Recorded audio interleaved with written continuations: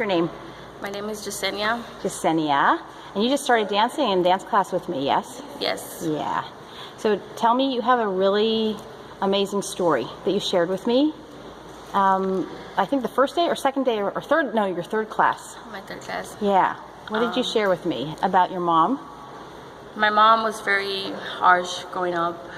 I always wanted to dance. I was in a really bad place. There was a lot of domestic violence going through with my mom and my dad. I wanted to learn how to dance really badly. I always asked her over and over again, and her answer was always no. To this day, I don't understand why. I looked into soccer. She said it was a boy sport. I wasn't allowed. I insisted with the dancing, but she just kept saying no, and I couldn't change her mind. And as a little girl, I didn't really know. Like, I didn't have any other way to go around it or ask anybody else. Do you remember how old you were when you first asked her to dance? I think I was 10. You were 10? Yeah. 10. I was always watching music videos, and I always loved how they danced, and I could stay there for hours just watching the music videos, and it really inspired me. Like, I never gave up, but I left it alone. I fell into drugs. How old were you when you fell into your drugs? I was 13. Yeah. Can I ask you what kind of drugs? I was into marijuana. I fell into coke. I started drinking every day. It was a routine. And you're 13? 13. Yeah. Running the streets. And when did you come here? I came here about 3 weeks ago. 3 weeks ago. Yeah. And did you come from jail? Or No, I came from the streets. from the streets? So you're living on the streets? I was living with my mom, but it got hard with her, and I just wanted to change. I wanted to live a different life. I didn't want to do drugs anymore. Good for you. I'm here now, and I believe in my heart that God's put me here for a reason. Yeah. And I never thought, like in rehab, I would find a place to learn how to dance. I know. And I'm so excited, I'm happy, and I just know that if I stay clean, if I stay in this program, it's gonna give me a lot of opportunities, and one of them is dancing, and I can't wait. I tried. I don't give up. It's hard. I feel like I have 2 left feet. Yeah. But I don't give up. And I know you show up every day and you share that story. And when you shared it with me at first, you were crying because you were so happy to be able to dance. So something really bad that happened to you, all the drugs and the pot and the domestic violence you talk about, led you here to have your dream come true. There's always many blessings in disguise that come into our lives. Yeah. So something so bad turned into your dream come true, to be able to learn how to dance.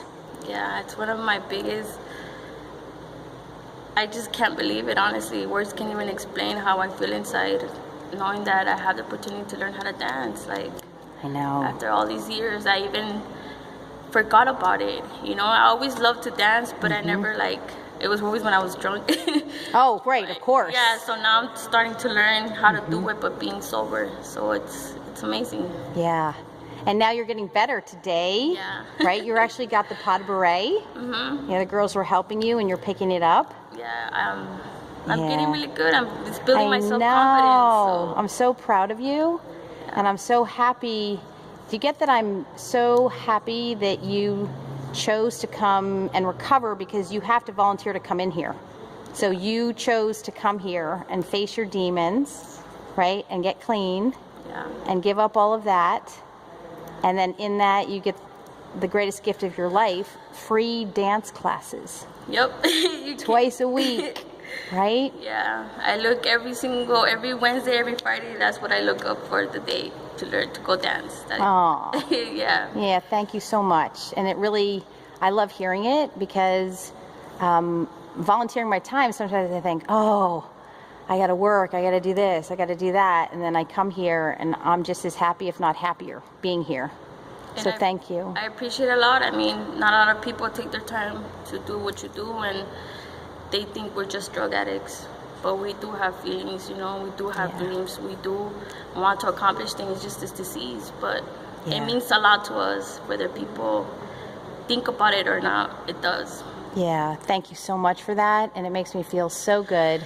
And you made my day. And you are getting really good, because this is only like your 4th class, right? 4th or 5th class. And you learned the pot of array today. And then you did the whole class from start to finish. Yeah, there's one thing I always keep in mind, I'm not going to give up. Yep. I feel like crying sometimes, I'm not going to lie, because I want to get it so bad, but I don't give up. I keep trying, I keep trying, I keep trying. And here you are. Yeah. Yep, and never, ever, ever, ever give up. So today I shared in the class too that actually when my sister committed suicide, she died of slow suicide, drugs, alcohol, and eating disorders, right, to cover up the pain of sexual abuse. And so I gave up on me, and I stopped dancing. It was the worst thing I could ever do. Yeah, it happens. I mean, I went through rape too. Oh. I've been beaten.